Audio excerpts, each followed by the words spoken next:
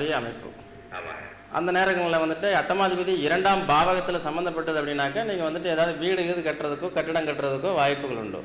அதுபோக சனி கேந்திரத்தில் புதன் இருந்து புதனுக்கு 4ல் சனி இருக்கிறதுனால டெஃபினட்டாக ஒரு பில்டிங் வேலை அப்படிங்கிறது ஒன்று ஆகும். ஆமாம், 2008லைங்க 4வது மாதத்துக்கு அப்புறம். அதுக்கப்புறம் வந்துங்க புதன் புத்தி, அந்த புதன் புத்தி வந்து அட்டமாதிபதி 2ஆம் இடத்துல இருந்தது அப்படின்னாக்கா அது மாதிரி. அதே மாதிரி நீங்கள் அட்டமாதிபதி 2ஆம் பாவகத்தில் இருக்கும் பொழுது நீங்கள் அந்த கையெழுத்து போடுறது ஜாமீன் போடுறது இதெல்லாம் தவிர்த்துக்கணும். நீங்கள் புதுசாக ஏதாவது ஒரு லேண்டெல்லாம் வாங்கினீங்கன்னா புதன் புத்தியில் வந்து அது கரெக்டாக பேப்பர்லாம் கரெக்டாக இருக்கான்னு பார்த்துக்குங்க, வில்லங்கம் இல்லாததாக பார்த்துக்குங்க. நாம் போட்டு யாருக்காவது கை மாற்றி விட்டு அதில் ஏதாவது வில்லங்கம் வந்து அதுக்கோசரம் நம்ம அலையக்கூடிய சூழ்நிலைகள்லாம் ஏற்படும். பட் இதெல்லாம் நம்ம டிவி ப்ரோக்ராமில் நம்ம பேச முடியாது. நேரில் நீங்கள் வரும்பொழுது அதுக்கு விளக்கமாக சொல்கிறேன். நான் அந்த புதனையும் குரு பார்த்துடுறாரு, அதனால் பெரிய பாதிப்பு இல்லை. புதனும் தனுசு ராசியில் தான் இருக்கிறார், அதனால் ஒன்றும் கவலைப்பட வேண்டியதில்லை. வேறு என்ன சந்தேகம் சார்? அந்த ஜாதகன் தன் வாய் வார்த்தையினால் வியாபாரமோ அல்லது கமிஷன் கான்ட்ராக்டோ புரோக்கரேஜோ இது மாதிரி வாய் வார்த்தையின் மூலம் உங்களுக்கு பிஸ்னஸ் வந்து அமையும். 10ஆம் இடமும் 2ஆம் இடமும் பரிவர்த்தனைங்கிறது என்னங்க? 10ஆம் இடங்கிறது ஜீவனம், 2ஆம் இடங்கிறது வாய்மொழி. அப்போ ஒரு வியாபாரியாக இருப்பார். சூரியன் சம்பந்தப்பட்டது அப்படின்னா நிபுணத்துவ யோகம், ஒரு நல்ல ஜோசியர் ஆகலாம். சூரியன் அப்படிங்கிறது புதனும் சேர்ந்த நிபுணத்துவ யோகம், குரு பார்வை இருக்குது, சிறந்த ஜோசியர் ஆகலாம். 2ஆம் வீடு ஞானத்துக்கு உண்டான குருவனுடைய வீடு தனுசு ராசி. தனுசு ராசிக்கு உண்டான 2க்குரியவன் போய் 10ஆம் பாவகத்தில் குரு வந்து சூரியனோட வீட்டில் இருக்கிறார் இல்லையா? 10ல் குரு இருந்தாலே அவர் ஒரு நேர்மையானவராக இருப்பார், நேர்மையான முறையில் வருமானம் தேடக்கூடியவராக இருப்பார். 10ல் குரு இருக்கிறது அப்படிங்கிறது ரொம்ப விசேஷம். ஏன்னு கேட்டிங்கன்னா 10ஆம் இடத்து குரு என்ன செய்யும்? ஒரு பொருளை ஈட்டுவதில் நியாய தர்மங்களையும் ஒழுக்கங்களையும் நேர்மையும் கடைபிடிப்பார். தேவையில்லாத அனாவசியமான குறுக்கு வழியில் வரக்கூடிய சொத்துக்கள் அப்படிங்கிறது நிலைக்காது 10ல் குரு இருந்தால். 10ல் குரு இருக்கக்கூடியவர்கள் வந்துட்டு எங்களை மாதிரி ஜோதிட தொழில்கள் அர்ச்சகராகவோ அல்லது நல்ல சமய கோட்பாடு உடையவராகவோ பெரிய பெரிய இடங்களுக்கு தலைமை பதவி வகிக்கக்கூடியவராகவும் அதே மாதிரி நேர்மையான வகையில் பொருள் ஈட்டக்கூடியவராகவும் கமிஷன் கான்ட்ராக்ட் ஏஜென்சி போன்ற வகையில் சொத்து சேர்க்கக்கூடிய அமைப்புகள் அவங்களுக்கு உண்டு. இதுதான் அதனுடைய அம்சம். கொஞ்சம் தெரியாதுங்க, நிறையாவே தெரியும். இப்போ அதுக்கு தான் விளக்கம் சொன்ன மறுபடியும் அந்த கேள்வியை கேட்குறீங்க. எந்த மாதிரி மனசில் நினைப்பீங்கன்னு தெரியறது தானே ஜோசியம். அப்போ மாரகத்துக்கும் பாதகத்துக்கும் உண்டானவன் குருவனுடைய வீட்டில் இருக்கும்போது நீங்கள் செய்த பூர்வ புண்ணிய விளைவுகளையும் பூர்வ கர்ம வினைப்பயனையும் அனுசரித்து உங்களுக்கு வந்துட்டு உயிர்களுக்கு ஆபத்து வராது அப்படிங்கிறது என்னுடைய கணிப்பு. அதாவதுங்க ஒரு சின்ன, நீங்கள் ஜோசியராக இருக்கிறதுனால சொல்கிறேன், ஒரு வயசான ஜோசியர்கிட்ட ஒரு பையன் போயிட்டு தன்னுடைய ஒரு வரக்கூடிய பெண்ணுடைய ஜாதகத்தை எடுத்துகிட்டு போய் பொருத்தம் பார்த்துருக்கிறார். அவர் எல்லா கணக்குகளையும் போட்டு பார்த்து கண்டிப்பாக அந்த 2 பேரும் சேர்த்து 6 மாதத்தில் செத்து போயிடுவீங்கன்ட்டார். உடனே அதை எடுத்துகிட்டு திரும்பி வரும்பொழுது என்ன மாதிரி ஒரு பால ஜோதிடன் சின்ன வயசுலேயே ஜோசியனான ஆள்கிட்ட போய் இவர்கிட்ட போய் பொருத்தம் பார்த்துருக்காங்க. அந்த பையன் என்ன பண்ணிட்டாருன்னு கேட்டிங்கன்னா தாராளமாக நீங்கள் கல்யாணம் செய்யலாங்க, ஒரு பிரச்சனையும் வராது அப்படின்னு சொல்லியிருக்கிறாரு. அதே மாதிரி அந்த பையனை போய் நம்பி இவர் சொன்னதை நம்பி போய் கல்யாணம் முடிச்சாச்சு. கல்யாணம் பண்ணி அவங்களும் வந்துட்டு 2.5 வருஷம் கழித்து அந்த பழைய ஜோசியர்கிட்டையே அந்த பையன் ஜாதகத்தை 2ஐயும் சேர்த்து எடுத்துகிட்டு போனான். அப்போ இவர் தான் உனக்கு இந்த பொண்ணு தான் உனக்கு மனைவியானுங்கும்பொழுது ஆமாங்க சார் அப்படின்னு சொன்ன உடனே இல்லையே இது நீ கல்யாணம் பண்ணியிருந்தால் செத்து போயிருக்கணுமே அப்படின்னாரம்மா. இல்லைங்களே நான் 2.5 வருஷமாக ஆச்சு கல்யாணம் ஆகி, நாங்கள் நல்லா தானே இருக்கிறோம், குழந்தைகள்லாம் இருக்குதுங்களே, மேற்கொண்டு எப்படி பலன் இருக்குன்னு கேட்கலான்னு வந்தேன் அப்படின்னு கேட்கும்பொழுது இருக்கவே இருக்க முடியாது அப்படின்னு சொல்லியிருக்கிறார். அப்போ அதை என்னுடைய குரு சொல்லிவிட்டு இதுக்கு விடை என்னன்னு சொல்லி பார்க்கலாம் அப்படின்னாரு. நான் அந்த அளவுக்கு குருவை சோதிக்கக்கூடிய ஆள் நம்ம கிடையாது, அதனால் நீங்களே இதுக்கு பதிலை சொல்லிடுங்க அப்படிங்கும்பொழுது அவர் சொன்னார், அதாவது அந்த வயசானவர் போட்ட கால்குலேஷன் ஜோதிட கணக்குப்படி கரெக்டு, அது எந்த மாற்றம் இல்லை. ஆனால் இந்த இளைஞனாக இருந்த ஜோசியக்காரனுக்கு வந்துட்டு அந்த நவகிரகங்கள் மேலே மிக அதீதமான ஒரு நம்பிக்கையும் பற்றுதலும் பாசமும் இருந்து நவகிரகங்களை துதித்து அவங்க மேலே ஒரு நம்பிக்கையில் தான் நீங்கள் உங்களை ஒன்றும் பண்ண மாட்டார், நீங்கள் தயவுசெய்து கல்யாணம் பண்ணிக்கிங்க நல்லா இருப்பீங்கன்னு வாழ்த்து கொடுத்தாரு.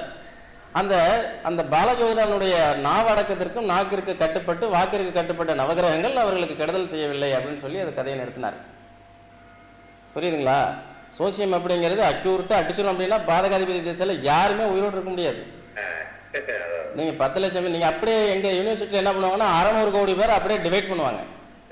டிவைட் பண்ணி அதை வந்துட்டு அதில் 9 பேர் அப்படிங்கிறவங்க 12ஆல் டிவைட் பண்ணி அந்த 12ல் 9ஆல் டிவைட் பண்ணி அதில் வரக்கூடிய ஒரு அந்த மாரக திசையாக எடுத்து அந்த மாரக திசையில் எல்லாம் இருக்கிறவங்க எல்லாரும் செத்து போயிட்டாங்கன்னா அதை அக்செப்ட் பண்ணிக்குவாங்க. இதில் ஜோசியம்ங்கிறது வந்துங்க மிகப்பெரிய ஒரு பரந்த கடல். அதில் நம்ம கடலில் பெருங்காயத்தை கரைச்ச மாதிரி நம்மளுடைய அறிவு. அதில் வந்துட்டு தடி எடுத்தவன்லாம் தண்டல்காரன், நான் எனது அப்படிங்கக்கூடிய அகங்காரமும் அதில் விழுந்து எந்திரிச்சாலுக்கு நான் சொல்கிறதான் நடக்கும், நான் சொல்கிறதான் சட்டம்னு சொல்கிறதெல்லாம் கூடாது சார். ஆமாம், எவ்வளோ பெரிய கடல் அது. நம்மளுக்கு கொஞ்சம் 20% அதோட அனுபவம் இருக்குங்க. சரி, அதனால கொஞ்சம் நீங்க சொல்றது ரொம்ப ரொம்ப கரெக்ட் சார். ஏன்னா நம்ம தான் கிரிக்கெட் சொல்லக்கூடாது. கண்டிப்பாக முடியாது சார். ஏன்னா அதில் வந்து எத்தனையோ ஒரு சின்ன விஷயத்தில் மாறுபட்டு போயிடுங்க. என்னன்னா இவங்க போயிட்டு இருக்கும்போது இவங்களுடைய ரொம்ப கஞ்சத்தனமாகவும் கரிமைத்தனமாகவும் வாழ்ந்துட்டு இருந்தவர் தான் தன்னுடைய நகை இடுக்கில் இருந்த அந்த சாப்பாடு, ஒரே ஒரு சாப்பாடு மட்டும் கடைசியில் ஒரு காக்காய் வந்து அதுக்கு எத்தி தூக்கி போட்டதனுடைய விளைவு அவன் இறந்ததுக்கு அப்புறம் அவனுக்கு வந்துட்டு அவனுடைய ஆத்மா பித்ருலோகத்தில் கொண்டு போய் சேர்த்ததெல்லாம் சொல்கிறாங்க கருட புராணங்கள்லாம். அப்போ அவன் செஞ்ச சின்ன தர்மம் இருக்குது பார்த்தீங்களா, அது காப்பாற்றிடும். நம்மளே சொல்கிறோம் சார், ஒரு 5 நிமிஷத்துக்கு முன்னாடி நாங்கள் நின்றுட்டு இருந்தோன்னா அவ்வளோதான் செத்து போயிருப்பணுங்க, 5 நிமிஷம் தானுங்க அந்த இடத்த விட்டு நகர்ந்தான் கீழே அந்த மரம் விழுந்ததுங்க அப்படிங்கிறோம். எப்போவோ பண்ண புண்ணியம், யாரோ செய்த ஒரு புண்ணியம், யாருக்கே நாங்கள் செஞ்ச புண்ணியம்னு இது மாதிரியெல்லாம் நிறைய இருக்குது கான்செப்ட். அதனால் அஸ்ட்ராலஜியில் வந்து ஒரு ராசி எடுத்துட்டோம்னா 7 வகையான மனிதர்கள் இருக்கிறாங்க. 600 கோடி பேர் மக்கள் வாழ்ந்துட்டு இருக்கிறாங்க. 600 கோடி பேருக்கு 60 லட்சம் ஜோசியர் இருக்கிறாங்க. அதே மாதிரி 60 லட்சம் ஜோசியர்களுமே அரை ஜோசியர் தானே ஒழிய முழு ஜோசியர் கிடையவே கிடையாது. யாவன் ஒருத்தன் முழு ஜோசியர் அப்படின்னாக்க கர்ப்பத்தில் இருக்கக்கூடிய குழந்தை என்ன குழந்தைன்னு கரெக்டாக சொல்லி, அதே மாதிரி அதனுடைய ஆயுள் எவ்வளவு, அதே மாதிரி ஒரு மனிதனுடைய இறப்பு காலம் எப்போ, அதனுடைய நேரம் எவ்வளவு, இதெல்லாம் எல்லாருக்கும் சொல்லணும். அக்யூரேட்டாக சொல்லிட்டாங்கன்னா அவன் தான் மிகப்பெரிய ஜோசியர். அதனாலங்க இதெல்லாம் இல்லை. என்னை பொறுத்த வரைக்கும் எனக்கு தெரிஞ்சது ஒரு சிறிய அறிவு, அதை எல்லாருக்கும் பயன்படுத்திட்டு வர்றேன். ஒரு 6 வருஷமாக அந்த நிகழ்ச்சியில் இதுக்கு நன்றி சொல்கிறது ராகவேந்திரா ஜுவல்லர்ஸ்காரங்களுக்கு தான். அவங்களும் என்னால் பெரிய ஆதாயங்கள் பெறலை. அதே மாதிரி வந்துட்டு இதில் எத்தனையோ பேருக்கு நாங்கள் யூஸ்ஃபுல்லாக அதை பண்ணிகிட்ருக்குறோம். உங்களை மாதிரி உள்ள பெரியவங்க இந்த நிகழ்ச்சியில் வந்து எங்களை வாழ்த்தும் பொழுது அது எங்களுக்கு கிடைச்ச மிகப்பெரிய ரிவார்டு அண்ட் அவார்டு. இது எல்லாருக்கும் பயன்படணும். இது மாதிரி நான் இதுக்கு முன்னாடி பார்த்த ஒரு ஜோசியர் பார்த்தீங்கன்னா, இந்த இதில் டிவியில் இப்போ காட்டணும் பார்த்தீங்களா, அந்த பேப்பர் கட்டிங் எடுத்து வச்சுருந்தேன் பார்த்தீங்களா, அதை ஒரு நீங்கள் பார்த்தீங்களா இல்லையா? அதாவது என்ன அப்படின்னு கேட்டீங்கன்னா, ஒரு 2 குழந்தை, ஒரு முதல் குழந்தை பெண் குழந்தை பிறந்திருக்கு, அடுத்ததும் ஒரு பெண் குழந்தை பிறந்திருக்கு. அந்த ஜாதகத்தை எடுத்து வாழப்பாடி பக்கத்தில், சேலம் பக்கத்தில் வாழப்பாடி, அங்கே அந்த ஜோசியக்கார்ட்ட போய் இந்த குழந்தையினுடைய ஜாதகத்தை கொடுத்து காட்டியிருக்கிறாங்க. இந்த குழந்தை என்னுடைய ஜாதக அமைப்புப்படி தகப்பன் ஜெயில் தண்டனைக்கு ஆளாவான், தகப்பனுக்கு ஆகாது, அதனால அந்த குழந்தைய கொண்டு போடுங்கன்ட்டாராமா ஜோசியர்.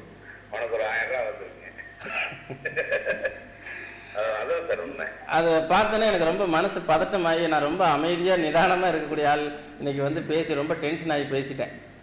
என்னன்னா அந்த குழந்தையுடைய உயிர் வந்துட்டு பாருங்க, ஒரு ஜோசியக்காரர் சொல்லி அந்த குழந்தைய கொன்னே போட்டாங்க பாவம். அது ஜோசியர்கள்லாம் நல்ல வழியும் நல்ல போதனையும் சொல்லணும் சார். எனக்கு அது பார்த்ததுலேருந்து தூக்கம் வரல 2-3 நாளாகவே. அது எப்படி அதை சொல்கிறது, அதான் நிகழ்ச்சியில் சொன்னேன். எல்லாரும் அதை நம்பி ஏமாறக்கூடியவர்கள் இருக்கும்போது ஏமாத்துறவங்க இருக்க தான் செய்வாங்க. அந்த மாதிரி ஒரு நிலையை வந்துச்சு அப்படின்னா அதுக்குன்னு இறை வழிபாடுகள் இருக்குது, முறையான வழிபாடுகள், இறைவனுடைய அனுகிரகம். ஒரு குழந்தை சரியில்லை, பிறந்தா தகப்பனுக்கு ஆகாது, தாய்க்கு ஆகாது அப்படின்னு ஜோசியர்கள் பொதுவாக சொன்னாங்கன்னா அதுக்கு அர்த்தங்கள் வேறுங்க. அந்த அர்த்தங்கள் என்ன அப்படின்னா, அவன் கஷ்டப்படணுங்கிறது விதி அம்சத்தை அவன் அறிந்து கொள்வதற்கு மிகப்பெரிய ஒரு வழிகாட்டி அவன் மகனுடைய ஜாதகம். அந்த ஜாதகத்தை பார்த்து அவனுடைய தாய் அல்லது தகப்பன் சிரமத்திற்கு உள்ளாகக்கூடிய காலம் அப்படின்னு அறிந்து கொள்வது தான், அது குறிகாட்டி தான் அந்த ஜாதகம். அந்த குழந்தையினுடைய ஜாதகம் இவனை கொல்லலை, இவனுடைய காலதேசமும் இவனுடைய நேர நிர்ணயமும் அப்படி இருக்குங்கிறது தான் உண்மை. அதை தெரிஞ்சுக்கிறதுக்கு உண்டான ஒரு கருவி சார். அதனால தான் வந்து ஜாதகம் வந்து 1 வருஷம் கழித்து தான் பார்க்கணும், அவன் 3 வருஷம் கழிச்சு தான் எழுதணும்னு சொன்னது. 1 வருஷத்துக்குள்ளாரே அவன் ஜாதகத்தை போய் பார்த்து இது மாமனுக்கு ஆகாது, தகப்பனுக்கு ஆகாது, சித்தப்பனுக்கு ஆகாது, அத்தைக்கு ஆகாதுன்னு சொன்னோம்னா அந்த குழந்தை மேலே இவனுக்கு ஒரு மிகப்பெரிய ஒரு பாசமே இல்லாமல் போய் அந்த குழந்தைய வந்து ஒரு காலகட்டத்தில் தாய் தகப்பன் இல்லாமல் வந்து அது தீவிரவாதியாகவே வளர ஆரம்பிச்சிருது. ஆமாங்க. அதனால தாங்க வந்து அந்த குழந்தைய அந்த ஜாதகத்தெல்லாம் பார்க்க வேண்டாம்னு சொல்கிறது. அதனால் நிகழ்ச்சியில் வந்ததுக்கு ரொம்ப சந்தோஷம். நல்ல பயனுள்ள கேள்விகள் கேட்டீங்க, ரொம்ப நன்றிங்க சார். ஓகே, ஒரு சிறிய இடைவேளைக்கு பிறகு நம்ம மீனராசியின் பலன்களை பார்க்கலாம்.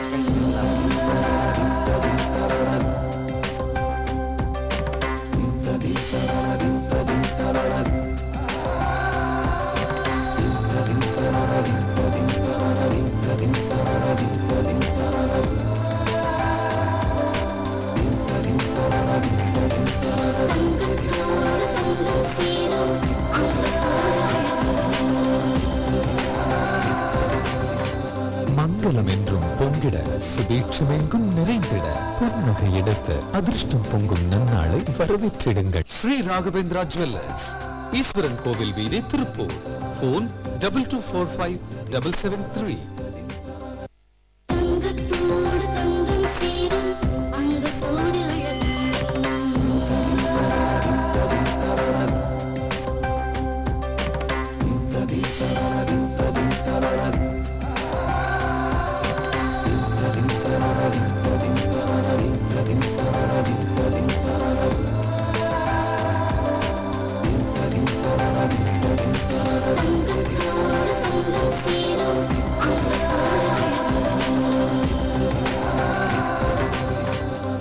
மங்களம் என்றும் பொங்கிட சுபீட்சமெங்கும் நிறைந்திட பொன்னகை எடுத்து அதிர்ஷ்டம் பொங்கும் நன்னாளை வரவேற்றிடுங்கள். ஸ்ரீ ராகவேந்திரா ஜுவல்லர்ஸ், ஈஸ்வரன் கோவில் வீதி, திருப்பூர். ஸ்ரீ ராகவேந்திரா ஜுவல்லர்ஸ் வழங்கும் நலம் தரும் நவகிரகங்கள் நிகழ்ச்சியில் இந்த வாரம் உங்களை சந்திப்பதில் பெரும் மகிழ்ச்சி அடைகிறோம். ஒவ்வொரு வாரமும் ஒவ்வொரு விதமான ராசிகளுடைய இயல்புகளை நம்ம பார்த்துட்டு வரும்பொழுது இந்த வாரம் 12வது ராசி மீன ராசி. விடேல் விடேல் மீனத்தான் நட்பை விடேல் அப்படிங்கிறது ஒரு பழமொழி. இதனுடைய தன்மைகள் என்ன அப்படின்னா, மீன ராசி மானம் 12, அதாவது நாம் பிரபஞ்ச ஆராய்ச்சிக்குள்ளார போனோம்னா இந்த பிறவியாகப்பட்டது 83வது பிறவின்னு சொல்கிறாங்க. 83 லட்சம் யோனி பேதங்களுக்கு அப்புறம் தான் அந்த மனிதன் பிறக்கிறதாக சொல்கிறாங்க. அப்படி நாம் செய்யக்கூடிய ஒவ்வொரு பாப கர்மங்களையும் புண்ணிய கர்மங்களுடைய விளைவுகளாக நாம் அடுத்தடுத்த பரிணாமங்களுடைய வளர்ச்சியால் தான் ஒவ்வொரு மனிதர்களும் தற்காலம் இந்த பிறவியை நம்ம அனுபவிச்சுட்டு வரோம். இது உண்மையான கருத்துங்க. ஏன்னா இந்த மரணம் அப்படிங்கிறத பற்றி நிறைய பேர் மரண பயங்கள் அவங்களுக்கு இருக்கும். இந்த மரண பயம் உடையவர்கள் எல்லாருமே என்ன செய்யுங்க அப்படின்னா, உங்களுக்காக ஒரு நாள் வேணால் நான் ஆஃப் டே சண்டே அன்னைக்கு காலையில் 6:30 மணிலேருந்து மத்தியானம் 12:30 மணி வரைக்கும் ஒரு கிளாஸு என்னுடைய ஆஃபீஸில் வைக்கிறேன். இந்த மரண பயம் யார் யாருக்கெல்லாம் இருக்குதோ தயவு செய்து அவங்க வந்து அதில் கலந்துக்குங்க. கடந்த ஒரு 6-7 மாதத்துக்கு முன்னாடி என்னுடைய சகோதரர் வந்து மரண பயம் வந்ததாக சொல்லி எனக்கு ஃபோன் பண்ணி பேசினார். அதிலிருந்து எனக்கு ரொம்ப மனசு கஷ்டமாகி போய் அதை ஆராய்ச்சி பண்ண ஆரம்பித்தோம். இப்போ சமீபத்தில் என்னுடைய தம்பி என்ன பண்ணிட்டாருன்னா, அவர் வந்துட்டு ஒரு மாதத்துக்கு முன்னாடி எனக்கு மரண பயம் வருது அப்படின்னு. என்னடா அது இப்படி நம்ம உடன் பிறந்த ஊருக்கெல்லாம் உபதேசம் பண்ணுறோம், நம்மளுடைய உடன்பிறப்புகளுக்கு உபதேசம் பண்ண முடியலன்னு அதை பற்றி டே நைட்டாக சிந்தனை பண்ணிகிட்டே இருக்கும்பொழுது ஒரு முடிவுக்கு வந்தேன். புத்தருக்கு வந்து போதி மரத்தில் இது கிடைச்சது மாதிரி என்னுடைய ராசிக்கு எனக்கு வந்துட்டு அந்த ஞானம் அப்படிங்கிறது இருக்கிறது உண்மை அப்படிங்கக்கூடிய பட்சத்தில் அதை ஆராய்ச்சி பண்ணி பார்க்கும்பொழுது மரணம் என்பது ஒன்று கிடையவே கிடையாது. எந்த மனிதர்களுக்குமே மரணம் இல்லை. இதை என்னால் நிரூபிக்க முடியும். மரண பயத்தினாலையும் மரணத்தினுடைய வாயிலுக்கு செல்லக்கூடிய நிலையிலையும் அவங்க அன்னன்னைக்கு செத்து பிழைக்கக்கூடிய யாராக இருந்தாலும் நீங்கள் வந்து ஒரு டோட்டலாக ஒரு 10 பேர் சேர்றது மாதிரி இருந்ததுன்னா நான் கிளாஸ் எடுக்கிறேன். அதுக்கு 10 பேர் சேர்ந்து அந்த என்னுடைய ஆஃபீஸில் நம்ம ஒரு நாள் சண்டே அன்னைக்கு காலையில் 6:30 மணிலேருந்து 12:30 மணி வரைக்கும் நம்ம உட்காந்து அதை பற்றி ஆராய்ச்சி பண்ணுவோம், நிறைய விவாதம் பண்ணுவோம், பேசுவோம். நீங்கள் வெளியில் போகும்போது தெளிவாக தீர்மானமாக அந்த மரண பயம் இல்லாதவராக மாறணும். அதுதான் என்னுடைய லட்சியம். ஏன்னா இந்த மாதிரி லட்சியத்தை உடைய பிறவியாகிய நான் தான் இந்த என்னுடைய ராசி அந்த மாதிரியான ராசி. இந்த நிகழ்ச்சி முடியும் பொழுது என்னுடைய ராசி என்னன்னு நீங்கள் தெரிஞ்சுக்குவீங்க. 12 வாரமாக என்னுடைய ஒவ்வொரு ராசிக்கும் பலனை சொல்லிட்டு வரேன். அப்போ என்னுடைய ராசி என்னங்கிறது உங்களுக்கு இந்த வாரம் புரியும். எதுக்காக இதெல்லாம் சொல்ல வரேன் அப்படின்னா, ஒவ்வொரு மனித பிறவியும் ஏதோ ஒரு பிறவி காலத்தில் முற்பிறவியில் ஏதோ ஒரு எண்ணங்களுடைய விளைவுகளில் தான் செத்து இருக்கு. அந்த எண்ணத்தை ஈடேற்றுவதற்காகத்தான் அடுத்த பிறவி எடுக்குது. நம்மளுடைய மதத்தில், அதாவது ஹிந்து மதத்தில் முற்பிறவியும் உண்டு, இப்பிறவியும் உண்டு, மறுபிறவியும் உண்டு. அதை தான் உங்களுக்கு சஞ்சித கர்மா, பிரார்த்த கர்மா, ஆகாமியம்னு சொல்கிறாங்க. இந்த 3 பிறவிகளுடைய தன்மைகள் இன்றைக்கி பார்த்தீங்கன்னா, நிகழ்ச்சிக்கு வர்றதுக்கு முன்னாடி என்னுடைய ஆஃபீஸில் உட்காந்து பார்க்கும்பொழுது கண் பார்வையற்றவர்கள் ஒரு 5 பேர் ரோட்டில் அப்படியே பிச்சை எடுத்துக்கிட்டு பாவம் நடக்க முடியாமல் நடந்து போயிட்டுருக்குறாங்க. இதை உற்று கவனிக்கும் போது எனக்குள்ள ஒன்று தோன்றுச்சு. அதாவது இவங்க எல்லாமே வந்துட்டு இவங்களுடைய பிறவி கோளாறு என்ன, ஏன் இந்த நிலைக்கு ஆளாக வேண்டும். அப்போ அவங்களுக்கு முன்னாடி ஒரு செயல் இருந்தால் மட்டும்தான் அதுக்கு விளைவு அப்படிங்கிறது இப்போ இருக்க முடியும். ஒரு செயல் செஞ்சோம்னா தான் அதுக்கு உண்டான விளைவு உண்டு. அப்போ ஏதோ ஒரு செயல் செய்தனுடைய விளைவு இப்போ இதில் அதனால தான் நம்ம நம்மளுடைய வாழ்க்கையில் எப்பொழுதுமே யாருக்குமே எந்த விதத்திலுமே தீங்கு நினைக்கக்கூடாது. பிறன்மனை நோக்காது இருத்தல் வேண்டும், பிறப்பொருள் அபகரிக்காமல் வேண்டும். அதே மாதிரி பிரத்யாருடைய வாழ்க்கையில் நாம் பாதிப்புகளை ஏற்படுத்தக்கூடாது. இதெல்லாம் எனக்கு தெரிஞ்ச வரைக்கும் நான் சொல்கிறேன். நீங்கள் நிறைய மெத்த படித்த மேதாவிகள்லாம் நிறைய பேர் இருப்பீங்க. அதெல்லாம் நீங்களும் உங்கள் வாழ்க்கையில் அசை போட்டு பாருங்கள், நிறைய உங்களுக்கு புரிய வரும். அதனால சொத்து சேர்க்க வேண்டாம்லாம் நான் சொல்லலை. சொத்து சேர்ப்பது என்பதே உங்களுடைய லட்சியமாக இருந்து கடந்த ஜென்மத்தில் இறந்துருந்தீங்கன்னா அந்த சொத்து சேர்த்துட்டு தான் உங்களுடைய இந்த பிறவியுடைய ஒரு முற்றுப்புள்ளி வரும். அவள் அடுத்த பிறவி என்னங்கிறத நம்ம பார்க்கலாம். அதனால் இந்த மரண பயம் அப்படிங்கிறதெல்லாம் இருக்கக்கூடாது. மரணம்ங்கிறதே யாருக்கும் கிடையாது. ஆனால் இந்த நாளிலிருந்து எல்லோரும் ரொம்பவும் சந்தோஷமாகவும் திருப்திகரமாகவும் உங்களுக்கு கிடைச்ச வாழ்க்கையை சந்தோஷமாக அனுபவிங்க. அதுக்கு அடுத்தது இந்த மீன ராசியினுடைய பலன்கள். விடேல் விடேல் மீனத்தான் நட்பை விடேல் அப்படிங்கிறது என்ன அப்படின்னாக்கா, ஒரு பானை முழுக்களுமே ஒரு விஷம் பரவி இருக்குது அப்படின்னா அதில் ஒரு துளி குரு என்ற ஒரு தன்மை அந்த குருவாகப்பட்டவர் ஒரு துளி அதில் கலந்துட்டார் அப்படின்னா அந்த விஷத்தை முறிக்கக்கூடிய வல்லமை அவருக்கு உண்டு. அது மாதிரி தான் இந்த மீன ராசிக்காரங்க எங்கே இருக்கிறாங்களோ அந்த இடம் மேன்மை பெறும். யார்கிட்ட பழகிறாங்களோ அவங்களுடைய வாழ்க்கை மேம்பாடு அடையும். இந்த மீன ராசிக்காரர்கள் தன்னலமற்றவர்கள், சுயநலமற்றவர்கள், தான் மேன்மை பெற முடியாதவர்கள், தன்னால் தன்னுடைய உயர்வை அவரால் ஏற்படுத்தி கொள்ள முடியாதவர். அவர் எப்பொழுதும் உபதேசம் செய்யக்கூடியவர்களாகவும், தத்துவ ஞானியாகவும், தத்துவமான விஷயங்களை ஆராய்ச்சி செய்யக்கூடியவர்களாகவும், அதே மாதிரி இந்த பிரபஞ்ச அறிவியலினுடைய ஆராய்ச்சி செய்யக்கூடியவர்களாகவும், அந்த பிரபஞ்சத்திலேயே அதில் மறைந்து இருக்கக்கூடிய இறையாண்மை என்ன என்பதை காண வேண்டும் என்ற ஆவல் படைத்தவராகவும், ஒரே நேரத்தில் பல சிந்தனைகளை சிந்திக்கக்கூடியவராகவும் இருப்பார். அதே போன்று இவர் பிரத்யாருடைய பிறர் பொருள் மீது ஆசைப்படாமலும், பிரத்யாருடைய வளர்ச்சி கண்டு பொறாமைப்படாமலும், அதே மாதிரி யதார்த்த எண்ணம் உடையவராகவும், மனதில் இருக்கக்கூடிய விஷயங்களை வெளிப்படுத்தக்கூடிய இடத்தில் சரியாக வெளிப்படுத்தக்கூடியவராகவும், எல்லா இடத்துலையும் இது மாதிரி வெளிப்படுத்த மாட்டாங்க, வெளிப்படுத்தக்கூடிய இடத்துல வெளிப்படுத்துவாங்க. ஏன்னா மீனராசிக்காரங்கள்ட்ட கஞ்சத்தனமும் இருக்குது, பரோபகார சிந்தனையும் இருக்குது, வெகுளித்தனமும் இருக்குது, தத்துவார்த்தமாக சிந்திச்சுட்டு இந்த சித்தர்கள் போன்ற வாழ்க்கை வாழக்கூடியவர்களும் இருக்கிறாங்க. இவர்களுடைய தோற்றம் எப்படி இருக்கும் அப்படின்னு பார்த்தீங்கன்னா, பொதுவாக ஆஜானுபாகுவான தோற்றம் அப்படின்லாம் இவங்களுக்கு இருக்காது. உயரம் குறைவாக இருப்பார்கள், நன்கு சதை பிடிப்பு உடையவர்களாகவும், நல்ல மெல்லிய ஹேர், அதே மாதிரி கொஞ்சம் அந்த பழுப்பு நிறம் ஏறிய ஹேர் உடையவராகவும், நல்ல வெளியில் வரப்பட்ட அந்த கண்கள் நல்ல அகலமாகவும் வெளியேற்றப்பட்டதாகவும் சாந்தமாகவும், அவங்களுடைய பார்வையிலேயே பிரத்யாருடைய எதிரியினுடைய குற்றங்களையும் கஷ்டங்களையும் போக்கக்கூடிய வல்லமை படைத்த ஒரு கண்களாகவும், அதே மாதிரி மிகவும் அதிக உயரமாக இருந்தால் ஒல்லியான தேகம் உடையவராகவும் இருப்பார்கள். அதே போன்று இவர்களுடைய உடல் ஆல்ரெடி வலிமையற்றதாக இருக்கும். உடம்புல அந்த அளவுக்கு ஸ்டெமன் அப்படிங்கிறது, எதிர்ப்பு சக்தி அப்படிங்கிறது இவங்களுக்கு இருக்காது. இவங்களுடைய தோற்றம் அதுக்காகத்தான் பார்த்தீங்கன்னாக்கா மேக்ஸிமம் ஹார்டான வேலைகளை அவங்க செய்யவே மாட்டாங்க, ஏதோ உட்கார்ந்த இடத்துல வேலை செய்யக்கூடியவர்களாக இருப்பார்கள்னு வைங்களேன். அதற்கு அடுத்தது பார்த்தீங்கன்னா இவங்களுடைய மனம், இவர்களுடைய மனம் எப்பொழுதும் குழப்பம் அடைந்த மனமாகத்தான் இருக்கும். குழப்பம் அடைந்தால்தான் அதில் தெளிவு ஒன்று கிடைக்கும். அதுக்கு உதாரணம் மீனராசிக்காரர்கள். இந்த குழப்பம் அப்படிங்கிறது இவங்களுக்கு 2 விதமான சிந்தனைகளும் 2 விதமான எண்ணங்களும் எப்போதுமே இருக்கும். காலையில் ஒரு பக்கம் கிளம்பி போகலான்னு ஒரு ப்ராஜெக்ட் போடுவாங்க, ஆனால் சாயந்தரம் அந்த இடத்துக்கு போக மாட்டாங்க. இப்போ என்னுடைய நண்பர் பார்த்தீங்கன்னா அடிக்கடி சொல்லுவார், நீங்கள் பக்கத்தால் தான் இருக்கிறீங்க சார், ஒரு வீட்டுக்கு வந்துட்டு போங்க, நான் என்ன இப்போ எப்போ வர்றீங்க அப்படிம்பாங்க. நான் நாளைக்கு ஈவினிங் வரேம்மா அப்படிம்பேன். கடைசியில் பார்த்தீங்கன்னா போகிறதுக்கு ஒரு வாரம் ஆகி போயிடும். இந்த மாதிரி போகிறதுக்கு உண்டான சூழ்நிலைகள் ஏற்படாது. குழப்ப சிந்தனை படைத்தவராகவும், அதே மாதிரி அவங்களுக்கு தன்னலமற்றவர்களாகவும், சஞ்சல புத்தி உடையவர்களாகவும், அதே மாதிரி எந்த ஒரு விஷயத்திலையும் ஆணித்தரமாக தனக்குத்தானே முடிவெடுக்க முடியாதவராகவும், பிரத்யாருடைய பிரச்சனைகளை ஒரு நொடியில் ஒரு விஷயங்களை அலசி ஆராய்ச்சி செய்து அவர்களுடைய நலனுக்காக பாடுபடக்கூடியவராகவும் இருப்பார்கள்.